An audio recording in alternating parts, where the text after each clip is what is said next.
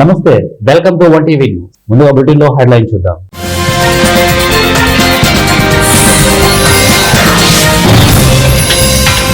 రాహుల్ ప్రాణాలకు ముప్పు, అమిత్ షాకు కాంగ్రెస్ సంచలన లేఖ.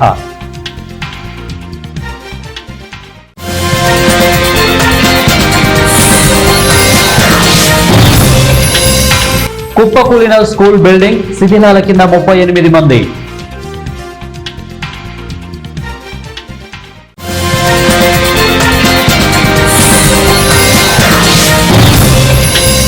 మావోయిస్టులతో చర్చలు జరపాలి, సిపిఐ రాష్ట్ర కార్యదర్శి వర్గ సభ్యులు చాడా వెంకటరెడ్డి.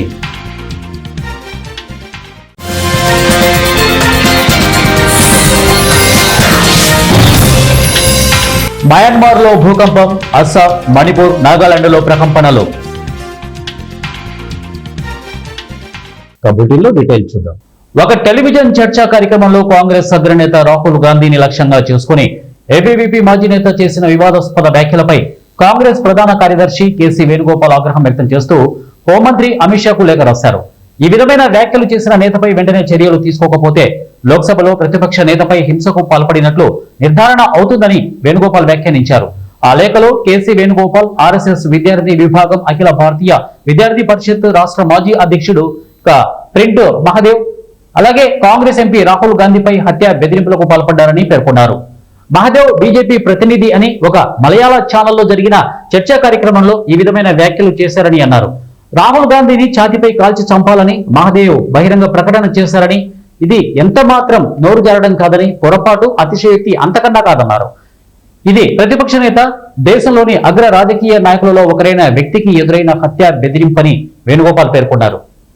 ఇండోనేషియాలో ఘోర ప్రమాదం సంభవించింది. ఈస్ట్ జావా రాష్ట్రం సిడోయాడి పట్టణంలో ఓ ప్రైవేటు స్కూల్ భవనం కుప్పకూలిపోయింది. ఈ ఘటనలో ఒక విద్యార్థి మరణించగా 100 మందికి పైగా విద్యార్థులకు గాయాలయ్యాయి.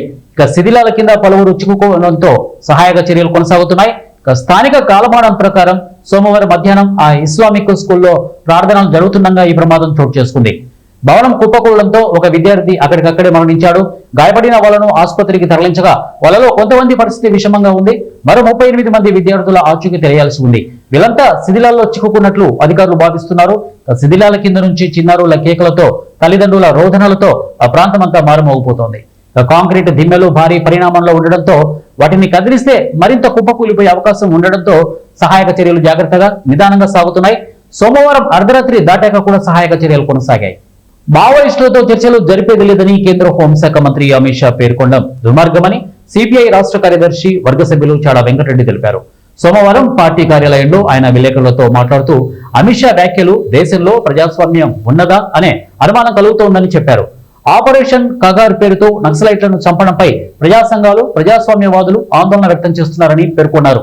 మయన్మార్లో భారత సరిహద్దుల వెంబడి స్వల్ప భూకంపం వచ్చింది. మంగళవారం ఉదయం 6 గంటల 10 నిమిషాలకు భూమి కంపించింది.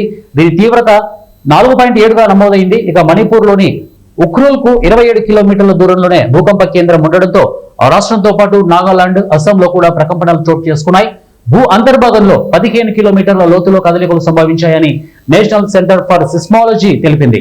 భూకంపం వల్ల జరిగిన నష్టానికి సంబంధించి వివరాలు తెలియాల్సి ఉన్నది. కాగా సోమవారం అర్ధరాత్రి 12 గంటల 9 నిమిషాల సమయంలో మహారాష్ట్రలోని సతారా జిల్లాలో కూడా భూమి కంపించింది. దీని తీవ్రత రెక్టర్ స్కేల్ పై 3.4గా ఉందని ఎన్సీఎస్ వెల్లడించింది. ఇక టిబెటిన్ లో కూడా మంగళవారం ఉదయం భూకంపం వచ్చింది. ఉదయం 4 గంటల 28 నిమిషాల ప్రాంతంలో 3.3 తీవ్రత ప్రకంపనలు వచ్చాయి. అస్సాంలోని దిబ్రూగఢకు 303 కిలోమీటర్లు, అరుణాచల్ ప్రదేశ్ లోని పంగిన్కు 227 కిలోమీటర్ల దూరంలో భూకంపం కేంద్రం ఉన్నదని పేర్కొంది. పిచ్చాటూరు మండలం సింగిల్ విండో 3 కమిటీ సభ్యులుగా నియమితులైన కార్యక్రమానికి ముఖ్య అతిథిగా పార్టీ కోఆర్డినేటర్ శంకర్ రెడ్డి, జిల్లా అధ్యక్షులు నరసింహ అలాగే హాజరయ్యారు. ఈ కార్యక్రమంలో వారు మాట్లాడుతూ తెలుగుదేశం పార్టీకి కష్టపడిన వారికి పార్టీ పదవులు మరియు అండగా ఉంటుందని చెప్పడానికి ఇదే నిదర్శనమని తెలిపారు. ద్విసభ్య కమిటీలో నియమితులైన నాగరాణి, నందగోపాల్ మాట్లాడుతూ చంద్రబాబు నాయుడికి, లోకేష్ కి మరియు శంకర్ రెడ్డికి, స్థానిక నాయకులు తిరుపతి పార్లమెంటరీ ఉపాధ్యక్షుడు సతీష్ నాయుడికి, పిచ్చటూరు మండల పార్టీ అధ్యక్షుడు తిరుమల రెడ్డికి, రాష్ట్ర వాణిజ్య విభాగ అధ్యక్షులు పద్మనాభరాజుకి కృతజ్ఞతలు తెలుపుతూ పార్టీకి ఎప్పటికీ అండగా ఉంటామని, ప్రజలకు సేవ చేస్తామని వారు తెలియజేశారు. డాక్టర్ బిఆర్ అంబేద్కర్ కోనసీమ జిల్లా కొత్తపేట రిలయన్స్ మార్ట్ పాయింట్ ను ఎమ్మెల్యే బండారు సత్యానందరావు సందర్శించి జీఎస్టీ అమలుపై సిబ్బందిని అడిగి తెలుసుకున్నారు. ఎమ్మెల్యే బండారు సత్యానందరావు మాట్లాడుతూ కేంద్ర ప్రభుత్వం జీఎస్టీ తగ్గింపుతో పేద మధ్యతరగతి కుటుంబాలు, విద్యా వ్యవసాయ రంగాల వారికి మేలు జరుగుతోందని, ఇక ప్రతి వ్యాపార సంస్థల వారు వారి వ్యాపార ప్రదేశంలో జీఎస్టీ ముందు తర్వాత వస్తువుల మధ్య ధరలు తేడాల సూచిని బోర్డులు ఏర్పాటు చేయాలని, వ్యాపారస్తులు ప్రభుత్వం చెప్పిన విధంగా జీఎస్టీ అమలు చేయకపోతే కఠిన చర్యలు తప్పవని బండారు హెచ్చరించారు.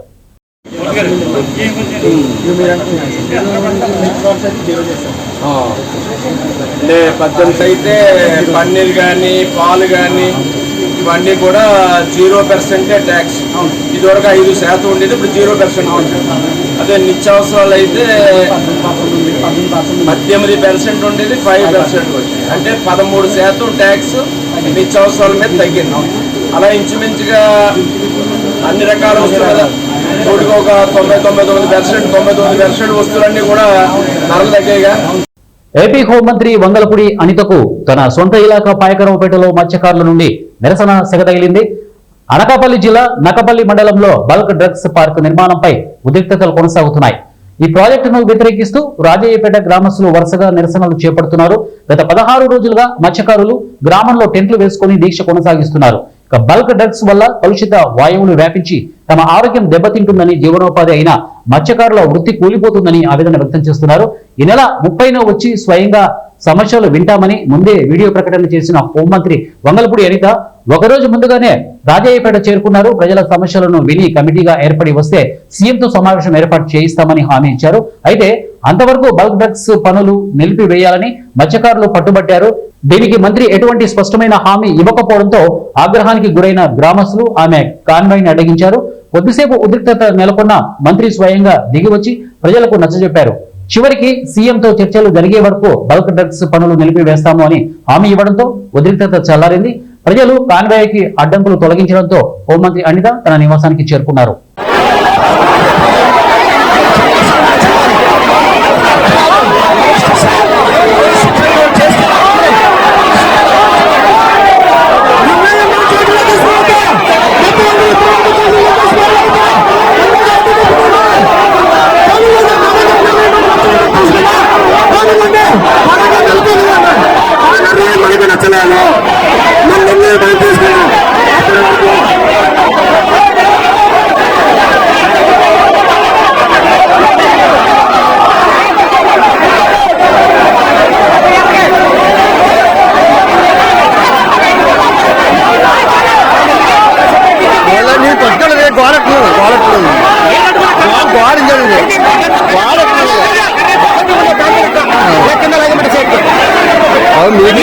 సికింద్రాబాద్ లోని మెట్టుగూడ ఆలుగడ్డ బావి గోపాల్ రెడ్డి లైన్ లో infinity friends association team 4 Sunandareddy వారి ఆధ్వర్యంలో మహిళలు అమ్మవారి మండపం నందు బతుకమ్మ సంబరాలు నిర్వహించారు. ఇక డీజే చప్పులతో కోలాటాలతో అంగరంగ వైభవంగా మహిళలు బతుకమ్మ సంబరాలు నిర్వహించారు. శ్రీ దుర్గామాత దేవి నవరాత్రులు నిర్వహిస్తున్నారని, దేవి నవరాత్రులు ఎంతో ఘనంగా నిర్వహించారు. ఈ సందర్భంగా వారు మాట్లాడుతూ అమ్మవారు మండపంలో కాలనీ వాసులు భక్తులు పెద్ద ఎత్తున హాజరై బతుకమ్మ ప్రోగ్రాం నిర్వహించారని తెలిపారు. సికింద్రాబాద్ లోని న్యూ అశోక్ నగర్ హనుమాన్ టెంపుల్ పార్సీగుట్టలో జై దుర్గా భవానీ ఫ్రెండ్స్ అసోసియేషన్ శ్రీనివాస్ ముదిరాజు వారి ఆధ్వర్యంలో మహిళలు బతుకమ్మ సంబరాలు నిర్వహించారు. ఇక డీజే చప్పులతో కోలాటాలతో అంగరంగ వైభవంగా మహిళలు బతుకమ్మ సంబరాలు నిర్వహించారు. శ్రీ దుర్గామాత దేవి నవరాత్రులు నిర్వహిస్తున్నారని, చిన్నపిల్లలకు ఇక బుక్కులు మరియు పెన్నులు డిస్ట్రిబ్యూషన్ చేశారు. జయశంకర్ భూపాలపల్లి జిల్లా రేగొండ మండలం తిరుమలగిరి గ్రామంలో ఓ వింత ఘటన చోటు చేసుకుంది. అప్పుడే పుట్టిన కుక్క పిల్లను తన పిల్లలు అనుకుని ఒక వానరం ఎత్తుకెళ్లింది. గ్రామంలో తిరుగుతూ ముద్దులు పెడుతుంది. కుక్క పిల్ల కోసం తల్లి కుక్క కోతి వెనుక తిరగడం వదలడం లేదు. ఇక స్థానికులు ఎంత ప్రయత్నం చేసినా కుక్క పిల్లను పట్టుకొని కింద పడకుండా గట్టిగా పట్టుకొని చెట్లపై నుండి గ్రామం అంతా తిరుగుతోంది.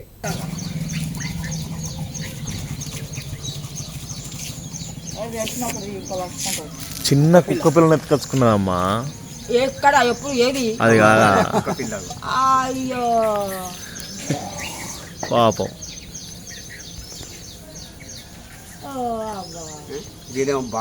పాపం కింద కింద కింద బాబా కింద కింద పాపం పాపం అవి కుయ్యనన్న అంటలేదు కదా. రామా కింద దేవుడా కింద దేవుడా కింద తెచ్చుకో, మళ్ళీ తెచ్చుకో బాగా తెచ్చుకో. అడ్డు అడ్డు పాపం. అదే నా పిల్ల అనుకుంటా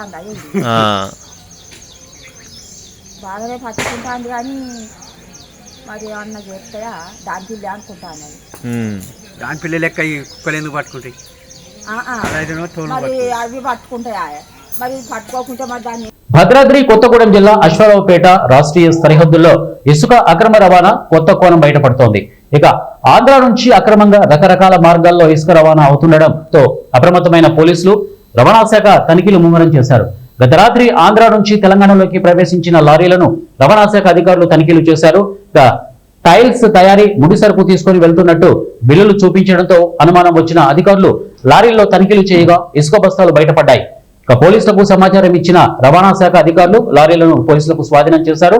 ఆంధ్రప్రదేశ్ రావులపాలెం కేంద్రంగా టైల్స్ తయారీలో ఉపయోగించే ముడి సరుకుగా బిల్లులు తయారు చేసి ఇసుకను బస్తాల్లో ప్యాక్ చేసి దర్జాగా ఇసుక అక్రమ రవాణా చేస్తున్నట్టు పోలీసులు గుర్తించారు. తెలంగాణకు అనుమతులు లేకుండా ఏ రూపంలో వచ్చినా అది అక్రమమేనని పోలీసులు స్పష్టం చేస్తూ 2 లారీలను సీజ్ చేసి కేసులు నమోదు చేశారు.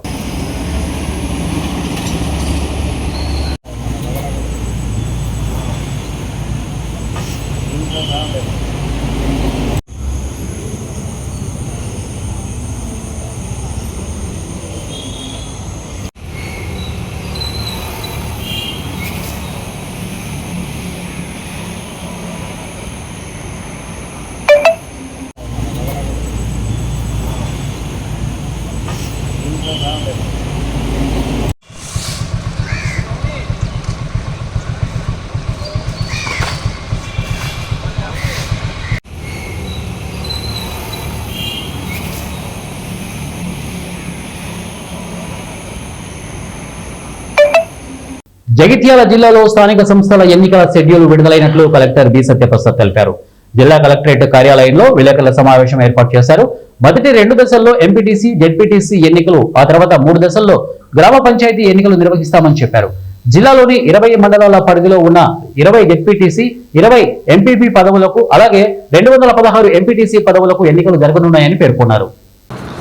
సో దీనికి సంబంధించి మనకి క్రిటికల్ పోలింగ్ స్టేషన్స్ సంబంధించి 33 జీపీస్ అండ్ 244 పోలింగ్ స్టేషన్స్ కొద్ది క్రిటికల్ గా మన పోలీస్ డిపార్ట్మెంట్ సహాయంతో ఐడెంటిఫై చేసుకోవడం జరిగింది. సెన్సిటివ్ జీపీస్ 153 జీపీస్ 1360 పోలింగ్ స్టేషన్లు కొద్ది సెన్సిటివ్ గానే మనం ఐడెంటిఫై చేసుకోవడం జరిగింది. అండ్ మనకి 100% ఎస్టీ రిజర్వేషన్ ఉన్న 100% ఎస్టీ పాపులేషన్ ఉన్న జీపీస్ 22 కూడా మనకి ఇందులో మొత్తం ఉండబోతా ఉన్నాయి. బ్యాలెట్ బాక్సెస్ కూడా మనకి 3500 ballot boxes jumbo ballot box లో, మీడియం బ్యాలెట్ బాక్స్ 1428 మనకి ఉన్నాయి. సో బ్యాలెట్ బాక్సెస్ కానీ ఏరియా మనకి పీపుల్ మ్యానింగ్ ఎలక్షన్స్ అనగా ఆర్ఓస్ కానీ, ఏఆర్ఓస్ కానీ, లేకపోతే పోలింగ్ ఆఫీసర్స్ కానీ అవన్నీ కూడా మనకి సఫిషియెంట్ అవైలబిలిటీ ఉన్నారు. వాళ్ళందరినీ కూడా first phase of training complete చేసుకున్నాం.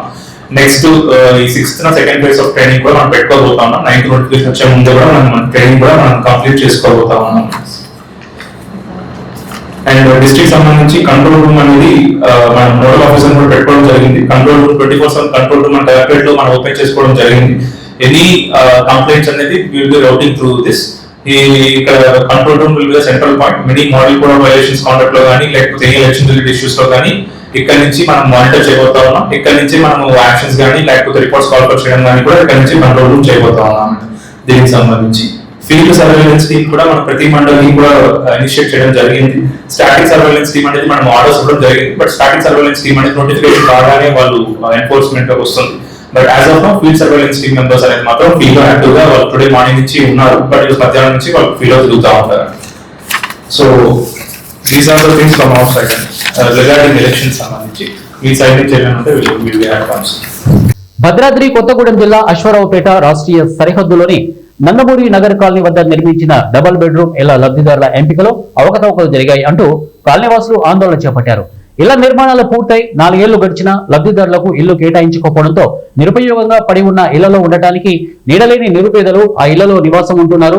2 రోజుల క్రితం కొంతమందికి ఈ ఇల్లు కేటాయిస్తూ అధికారులు ఉత్తర్వులు ఇవ్వడంతో ఎంపికైన లబ్ధిదారులు ఇల్లు స్వాధీనం చేసుకోవడానికి రావడంతో అప్పటికే అనధికారికంగా ఉన్నవారు ఇల్లు ఖాళీ చేసేది లేదని ఎదురు తిరగడంతో ఘర్షణ వాతావరణం నెలకొంది. గ్రామసభ పెట్టకుండా, డ్రా తీయకుండా లబ్ధిదారులను ఎలా ఎంపిక చేశారని కాలనీవాసులు ఆగ్రహం వ్యక్తం చేస్తున్నారు. కాలనీలో ఒకరికి కూడా ఇల్లు రాలేదని, వేరే ప్రాంతం వారికి ఇల్లు ఎలా కేటాయించారని ఆందోళన చేపట్టారు. ఎటు పోకోకుండా ఏలాడబడి ఇక్క ఇస్తారు, గౌరవంగా ఇక్క ఇస్తారు తీసుకుందామని వెయిటింగ్ చేసి కళ్ళు పచ్చబడిపోయి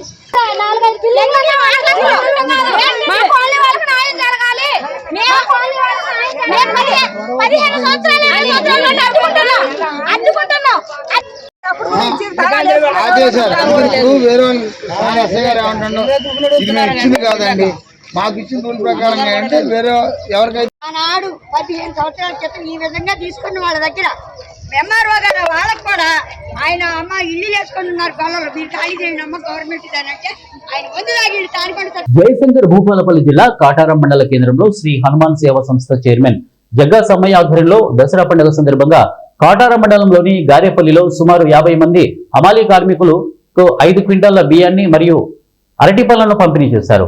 ఈ సందర్భంగా శ్రీ హనుమాన్ సేవా సంస్థ చైర్మన్ జగ్గా సమ్మయ్య మాట్లాడుతూ కాటారం మండల కేంద్రంలోని గారేపల్లి కాకుండా కాటారం సబ్ డివిజన్ లో అనేక రకాలైన సేవలను అందిస్తున్నట్లు, అదేవిధంగా ఏ వ్యక్తి మృతి చెందినా వారి దహన సంస్కారాలకు ఆర్థిక సాయం అందించాలని 50 మంది హమాలీలలో ఒక్క 10 మంది అయినా వచ్చి దహన సంస్కారంలో పాల్గొనాలని విజ్ఞప్తి చేశారు. అయ్యా, ఈ దసరా సందర్భంగా నేను అనగా జంగ సమ్మయ్యను శ్రీ హనుమాన్ సేవా సంస్థ ద్వారా మరి మా కార్మికులకు మాతో కలిసి మేము కూడా వాళ్ళతో పనిచేసేవాడిని కాబట్టి మా విషయం వాళ్ళకి తెలుసు, వాళ్ళ విషయం మాకు తెలుసు కాబట్టి కొంచెం ఏదో వృత్తభక్తిగా మేము మనిషికి ఒక 10 కిలోల బియ్యాన్ని వాళ్ళకు సాయం చేయడం జరిగింది దసరా సందర్భంగా. మరి వీళ్ళందరినీ నేను ఒక్కటే కోరుకునేది ఏంటంటే, ఇక్కడ గరీబ్ వాళ్ళు ఎవరైనా చనిపోతే ఎవరు కూడా సహకరిస్తలేరు దాన సంస్కరణ కోసం. మీరు ఒక 50 మంది ఉన్నారు కాబట్టి ఒక మూటను కేటాయించాలి. ఒక 2 గంటలు ఒక మూటను కేటాయిస్తే ఆ 2 గంటల్లో దాన సంస్కరణ అవుతుంది, మీ పేరు కూడా ఉంటుంది.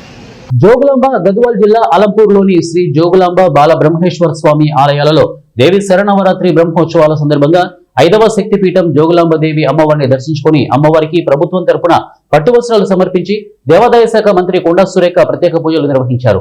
గద్వాల్ సంస్థాన వంశీకులు కృష్ణరాం భూపాల్, జెడ్పీ మాజీ చైర్పర్సన్, కాంగ్రెస్ పార్టీ గద్వాల నియోజకవర్గ ఇన్ఛార్జి సరితమ్మ పాల్గొన్నారు.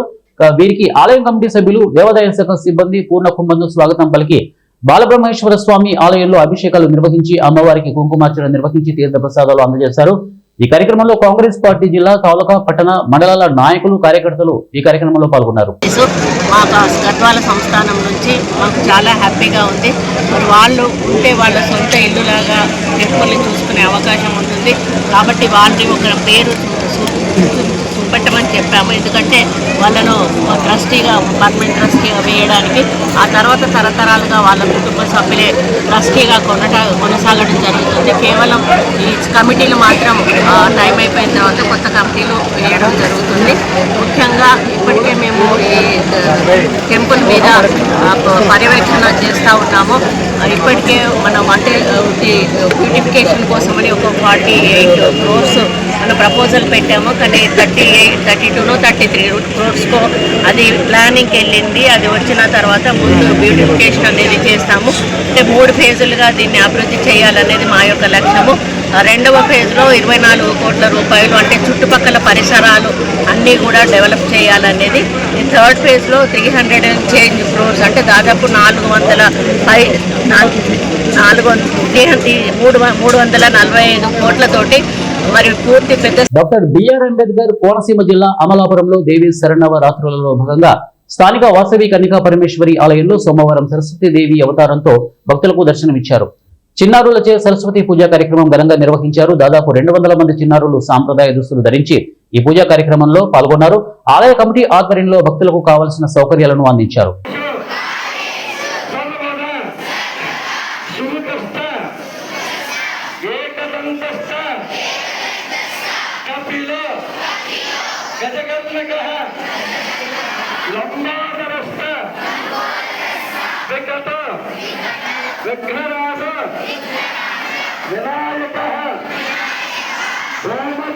బులెటిన్ ముగించే ముందు హెడ్లైన్స్ మరొకసారి.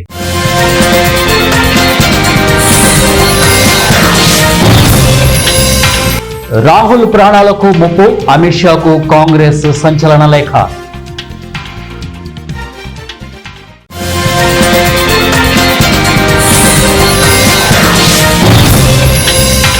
కుప్పకూలిన స్కూల్ బిల్డింగ్, శిథిలాల కింద 38 మంది.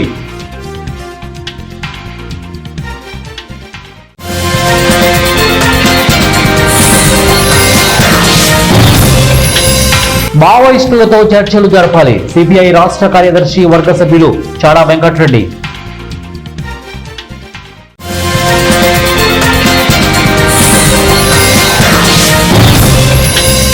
మయన్మార్లో భూకంపం, అస్సాం, మణిపూర్, నాగాలాండ్లో ప్రకంపనలు. ఇవి బులెటిన్ అప్డేట్స్. నెక్స్ట్ బులెటిన్ లో కలుద్దాం. Until then keep watching 1 TV news.